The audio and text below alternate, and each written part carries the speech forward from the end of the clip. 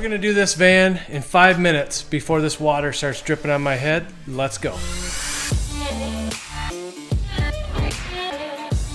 Make sure you disconnect your battery before you do any starter repairs or any electrical repairs.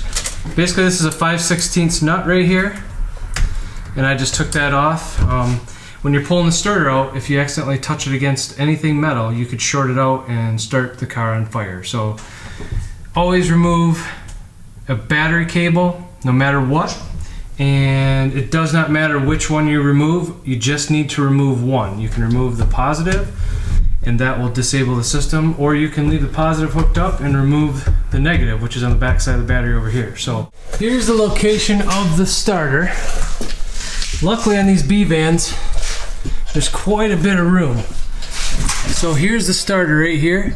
So the first thing we need to do is remove this 10mm bolt. That's going to allow the shield to come out of the way.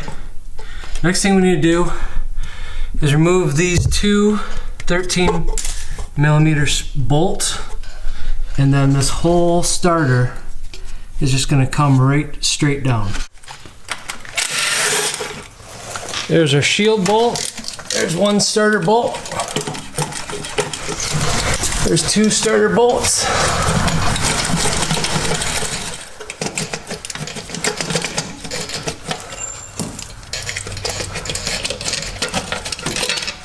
So the shield, don't forget to put it back in.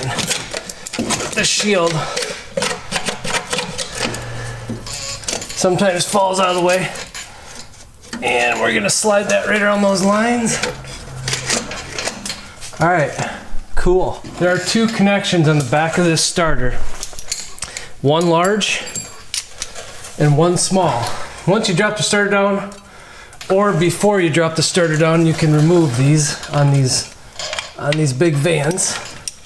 The size in the back of these connections on the big one is a 13mm socket, and the connection on the small one is an 8mm socket. And that should spin these right off for you. These are a little rusty, so they're coming off kind of slow. This job is nasty. Nasty and dirty. Alright, there's the big one. So that allows us to drop it down a little bit. Don't hang the starter off these wires, whatever you do. I was wrong on the size, so there we go.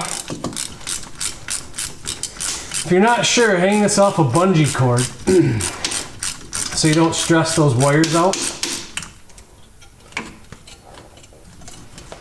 Alright.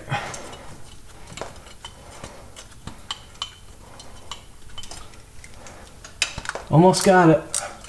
Are you timing me? I hope not. Alright. There we go. This starter basically goes in like this. There's what your back looks like. That's the big starter post. That's a small starter post. And then this shield needs to be removed off this starter and put onto the new starter, which is pretty simple. You just pop it off like that. Pop it onto your new one. It'll sit kind of right there. So that protects the starter wires from the exhaust. The hot manifold is right above it. So let me get a new starter and install that right in front of you guys.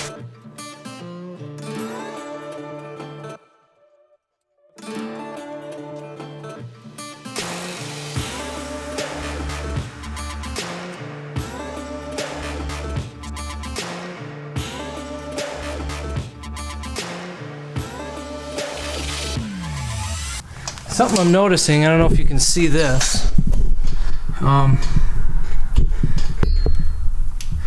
This is that wire.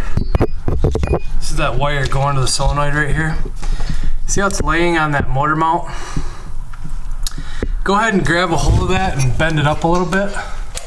Just enough so you can see it's, see how it's not on that motor mount right there anymore? See that gap I just put in there? And you can see the witness mark where it was rubbing before right there. So if you ever have any wires laying on any metal parts like right there, like we had. Make sure you address that and get it off there. So there's our new starter.